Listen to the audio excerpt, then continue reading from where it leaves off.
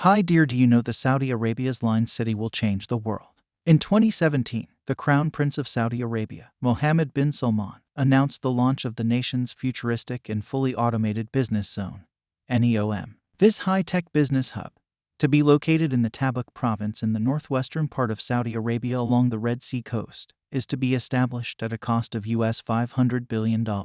Get ready to explore.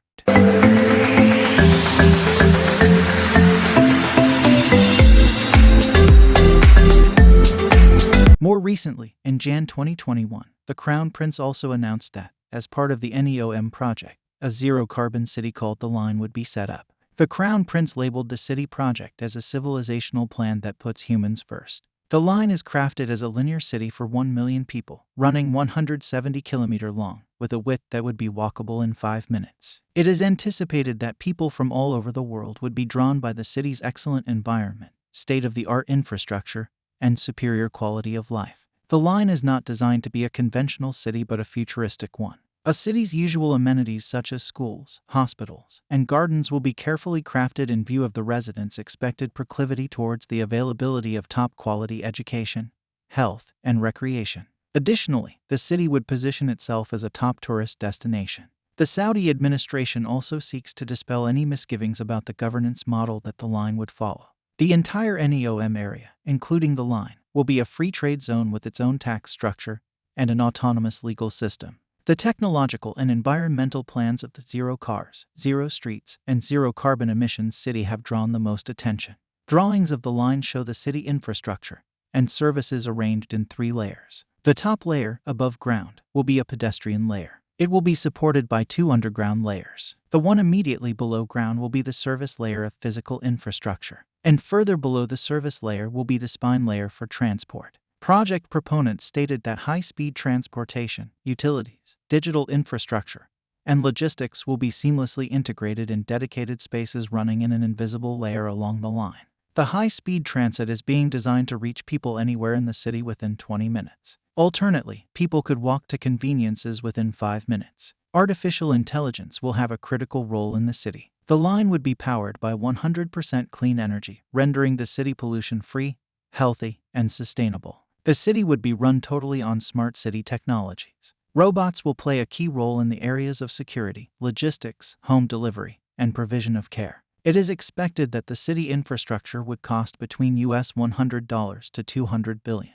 Investments are planned to be drawn from the US $500 billion allocated for NEOM, the Public Investment Fund PIF, which is the Saudi's sovereign wealth fund, and local and global investors over 10 years. Construction on the project's first phase has already begun. NEOM Bay, some hotel complexes, and luxurious apartments have been completed. In 2019, the NEOM Bay Airport was inaugurated. A huge complex of palaces for the Saudi king, prince, and royal family members has also been started. NEOM and the Line are projects with a larger objective. As the world moves towards a non-oil-based future, Saudi Arabia, as the largest producer of oil, finds its economy threatened unless it finds alternate sources of wealth creation. Global trade and tourism would be the key areas for Saudi's new economy. NEOM, backed by the Line as the first fully automated city, could emerge as the leading global destination. In this, there is commonality between Saudi Arabia and the other Gulf countries. Bahrain, Oman, Qatar, UAE, and Saudi Arabia are all seeking to diversify their economies and reduce dependence on oil. Information on many areas in regard to the Line are scarce. However, based on the material available, a broad assessment is possible. Firstly, the history of megaprojects in Saudi Arabia has not been happy. Furthermore, such projects do not always turn out the way they are planned. Adverse turns in the global economy, cost overruns, and reduced financial returns on investment are some of the most common failings.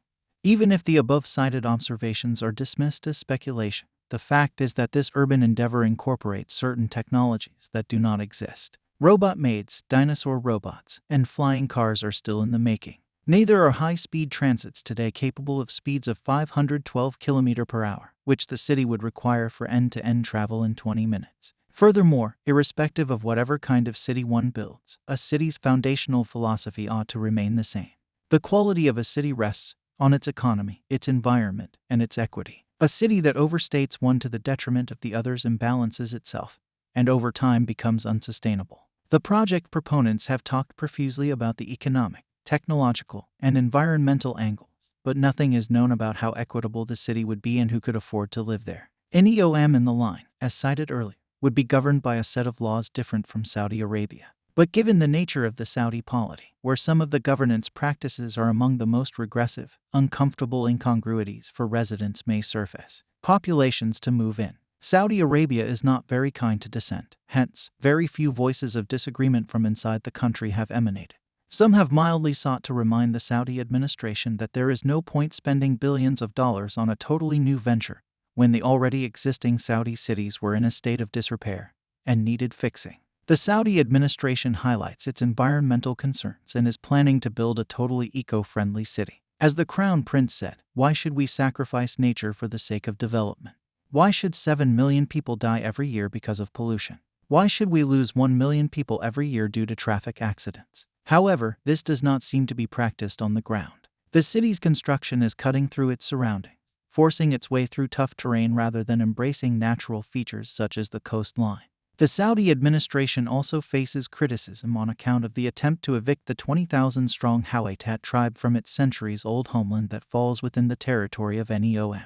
The tribe is resisting eviction. When leaders of the tribe protested, several from the leadership found themselves behind bars. The most vocal critic of them all, Alia Abudea Al-Waidi, lost his life. The negative publicity was sought to be countered through a public relations exercise crafted by an American PR company. However, much of the disquiet around the project remains. Thanks for watching. Don't forget to subscribe to my YOUTUBE channel for more interesting videos like this.